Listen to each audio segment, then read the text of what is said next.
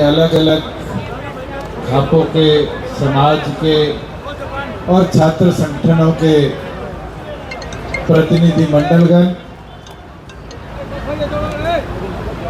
मेरी माताएं, बहनें, बुजुर्ग और युवा साथी, प्रधान जी, आज की इस छात्र हित महापंचायत को बुलाने का एक उद्देश्य था कि हमारे प्रदेश के यूनिवर्सिटी सिस्टम, कॉलेज सिस्टम को किस तरीके से भगवाकरण से बचाया जाए।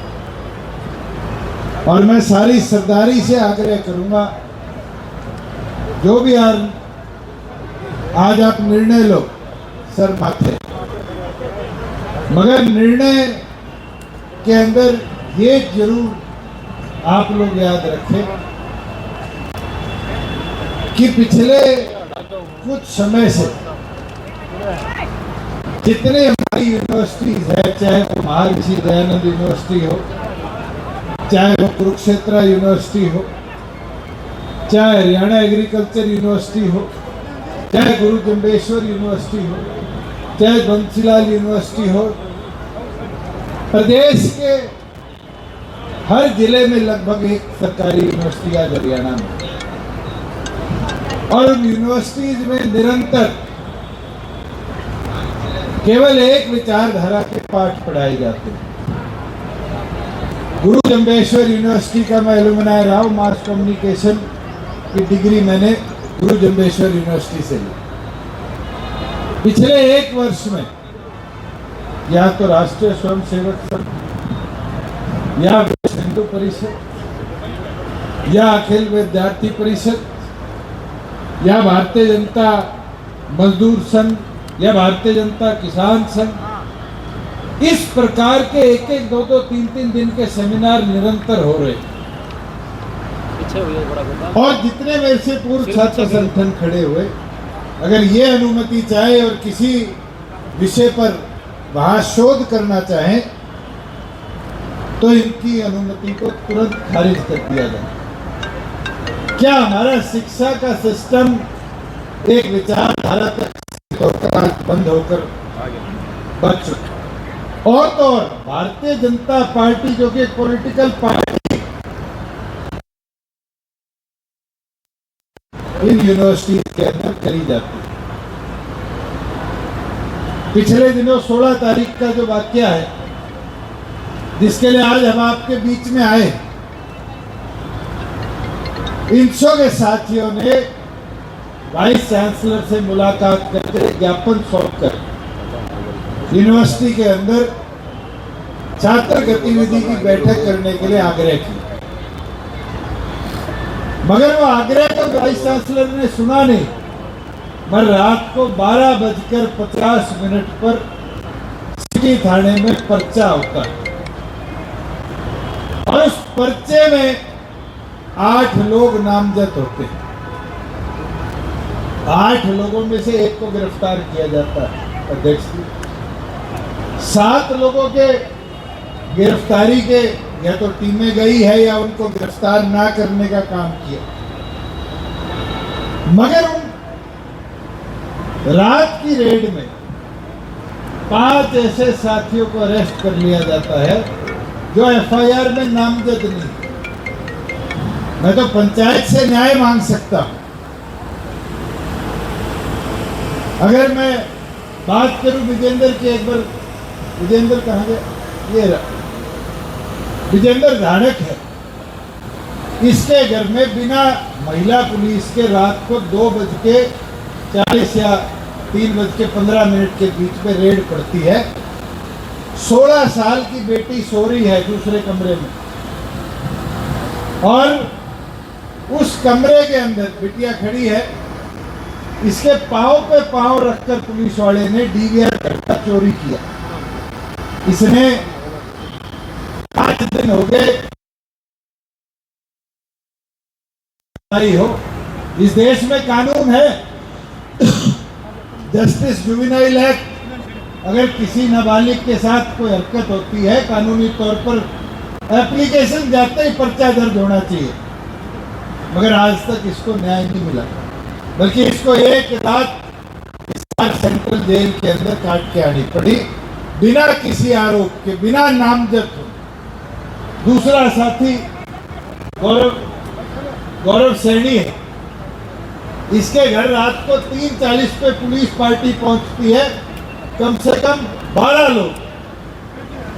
12 लोगों के साथ जब ये अपना दरवाजा खोलता है तो पुलिस कहती है तुम्हें साथ चलना होगा। इसने शर्ट तो पहना हो, तो बंदूक इसकी पीठ पर रख के इसके 10 साल के बेटे के आगे इसको कमरे में ले जाया जाता है और कहा जाता है जल्दी आ जा, नहीं तेरा इलाज बांध देंगे।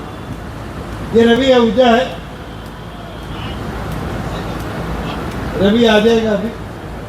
तरुण गोयल है, ये टैक्स बार एसोसिएशन के प्रधान भी रहे हुए वकील हैं। तरुण गोयल के घर पुलिस आती है, माइनर बच्चों के आगे इसके बंदूक लगा के इसको अरेस्ट करके जाती है। जितेंद्र है, ये दूसरी मंजिल से निचली मंजिल पर आ जाता है कि ले चलो तुम्हें थाने लेके चलना है। इसको अरेस्ट नहीं किया जाता, इसको साथ इसके घर में ले जाया जाता है, महिलाओं तक की अलमारियों को सर्च किया जाता है, इनके राशन के डब्बों में हाथ मारे जाते हैं, इनका डीवीआर चोरी कर लिया जाता है। एक का नहीं, जितने यहाँ खड़े हैं अगर जिनके घर में कैमरे थे उनके सबके डीवीआर निकाल लिए जाते हैं कि पुलिस पे आरोप ना बढ़ पाए।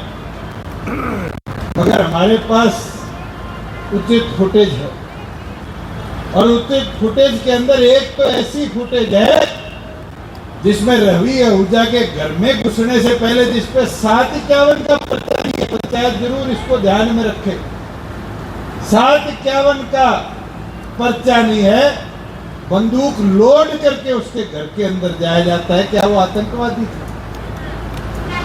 मैं तो पंचायत से यह आग्रह करूंगा, जो अत्याचार पुलिस प्रशासन ने इनके साथ दिया, इनको आप न्याय दिलाने का काम करें।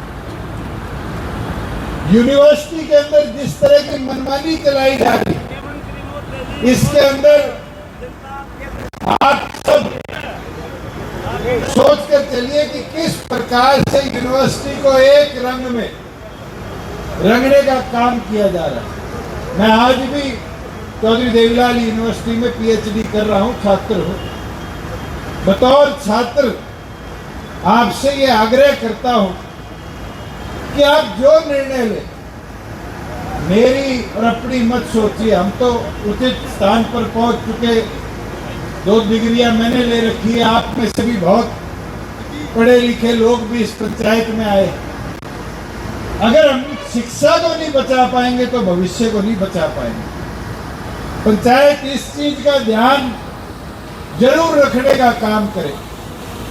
अध्यक्ष जी, एक छात्र ये खड़ा दीपक, ये 20 साल का लड़का है, इसका नाम नहीं था एफआईआर के अंदर, और हमने 3 अलग अलग ठिकानों की फुटेज निकाली। आप सोच सकते हैं इस 20 साल के लड़के को हथकड़ी बांधकर गाड़ी की डिग्गी में बिठा रखा था, इस पे क्या आरोप है? गमला तोड़ने का। आज इस प्रदेश में रंगदारी, वसूली, गुंडागर्दी, रेप होना, गोली मारना निरंतर चल रहा है। उन अपराधियों को भी सांकल में नहीं ले जाया जाता। इस 20 साल के युवा के मन में अगली पूरे जीवन में कभी वो क्षण निकल पाएगा कि इसके हाथ में हथकड़ी थी? मैं तो सारे पंचों से आग्रह करूंगा कि आप अपने भविष्य की सोचिए। ये इनके साथ हुआ है। अगर इसी तरह का दबाव, जितने छात्र यहाँ आए हैं अलग अलग यूनियन से, कल इनके साथ करने लगे तो क्या हमारी अगली पीढ़ी शिक्षा ले पाएगी?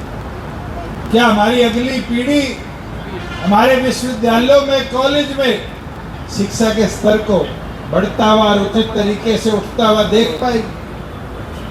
और उसके साथ साथ जो एक समस्या आज किसी साथी ने नहीं छुई, एक ने छुई, गुरमेल ने, वो रोजगार की। इसी तरह का प्रयास हमारे प्रदेश में रोजगार के ऊपर भी चल रहा है। ये जितने छात्र बैठे हैं, अलग अलग यूनियन से बैठे हैं, इनसे डाटा इकट्ठा करा कर दूंगा अध्यक्ष जी आपको कि हमारे प्रदेश में ग्रुप ए और ग्रुप बी की जो भर्ती असिस्टेंट, एसोसिएट और प्रोफेसर की होनी चाहिए, लेक्चरर की होनी चाहिए, पूरी तरीके से हरियाणा सरकार के आदेश हैं कि बिना सरकार की परमिशन के यूनिवर्सिटी प्रोफेसर नहीं रख पाएगी। एक और पर तो फीस लाख लाख 2-2 लाख रुपए कर दी, मगर उस फीस के बाद जो उचित शिक्षा देने के गुरु हैं उनकी भर्ती इस प्रदेश में नहीं करी। तो आप आज जो निर्णय ले, इन 3-4 विषयों को जरूर ध्यान में रखें कि हमें इन 6 साथियों को न्याय दिलाना है। कि मंजू ने खड़े होकर बोला कुरुक्षेत्र यूनिवर्सिटी, कुरुक्षेत्र का वाकया इनने पूरा बताया नहीं। अध्यक्ष जी 7 तारीख को बैठक होती है। 7 तारीख को बैठक होने के बाद सरकार की दुर्भावना देखो कि जसविंदर खेरा और विशाल और ये सारे जाते हैं यूनिवर्सिटी में, कहते हैं कुर्सी टूटी हम पैसे देंगे, सहमति बनती है, कागज पे हस्ताक्षर होते हैं। यूनिवर्सिटी एक दुकानदार को बुलाती है, कितना लगेगा, ये पैसा जमा कराने की सहमति देते हैं और 14 दिन बाद इन लोगों पे मुकदमे दर्ज कर दिए जाते हैं। क्या ये न्याय है? अगर इस तरह का दुर्व्यवहार रहा और इस तरह की मनमर्जी रही और इस तरह का पुलिस का शासन प्रदेश में पनप गया, फिर तो पंचों आज इस कांतिमान पार्क में बैठे हम सब पे भी पर्चे सरकार दर्ज करने का काम करे। अध्यक्ष जी मेरे तो यही विषय पंचायत के आगे थे और मैं तो उम्मीद करूंगा कि आप सब प्रमुख लोग, अलग अलग समाजों के भी हो, आप जो भी निर्णय लोगे सोच समझकर इस प्रदेश के अंदर कैसे बच्चों को अच्छा शिक्षा का स्तर दिया जाए, कैसे रोजगार के अवसर बनाए जाए। और ये जो पुलिस प्रशासन का गुंडा राज चल रहा है, जहाँ रात को 2 से 4 बजे के बीच में 6 लोगों को बंदूक दिखाकर 2 गमले तोड़ने के लिए अध्यक्ष जी उठाया जाता है, जिसके अंदर पुलिस के पास कोई भी एविडेंस नहीं है कि गमले इन साथियों ने तोड़े। और धारा कौन सी लगाई जाती है? 333 BNS, जो कहती है ट्रेस पासिंग, किसी के घर में घुसना, और दूसरा कि वहां पर पब्लिक प्रॉपर्टी को डैमेज किया जाता है। तो फिर तो कल आपकी गाड़ी फुटपाथ पे चढ़ जाएगी तो PWD आप पे पर्चा दर्ज करा देगी। अगर कोई एक पौधा मर जाएगा तो हॉर्टिकल्चर डिपार्टमेंट आप पे पर्चा दर्ज। सोचना पड़ेगा कि क्या प्रशासन इस तरह का सरकारी अमले तमले का दुरुपयोग कर कर लोकतंत्र के अंदर हमारी आवाज को दबाने का, कुचलने का काम कर रहा है। और मैं तो हाथ जोड़कर सारी सरकारी से आग्रह करूंगा, मेरे को आज यहाँ खड़े होने पर गौरव महसूस हो रहा है कि मैं अपनी नहीं, इन 6 साथियों की लड़ाई लड़ने के लिए आपके बीच में खड़ा हुआ हूँ। अगर पंचायत इन 6 साथियों को न्याय दिला देगी तो मुझे खुशी होगी कि पंचायत ने समाज हित के अंदर फैसला। ताली नहीं बजानी भाई, अगर सहमति देनी है तो हाथ उठा के सहमति दे दो।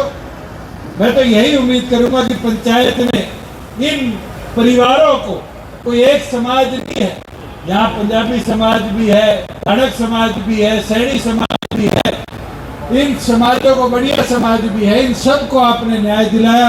मैं तो हाथ जोड़कर दोबारा पंचायत का आभार करूंगा कि आप सब आज करते थे, और उम्मीद करूंगा कि अंतराम तंवर जी और सारी पंचों की अध्यक्षता में आज के निर्णय को आप सामूहिक तौर पर रखने का काम करेंगे। धन्यवाद।